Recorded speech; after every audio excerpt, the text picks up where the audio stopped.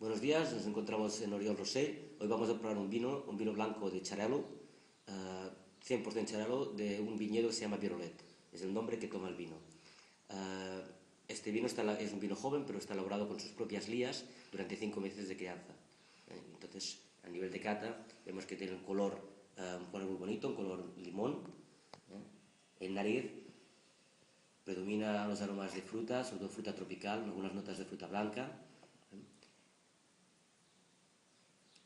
El fondo de este vino es un fondo más herbáceo, con unas notas de hinojo, unas notas de anisados, pero predominando siempre esta fruta, una fruta tropical, un poco de piña, son las que predominan más. En cuanto en boca,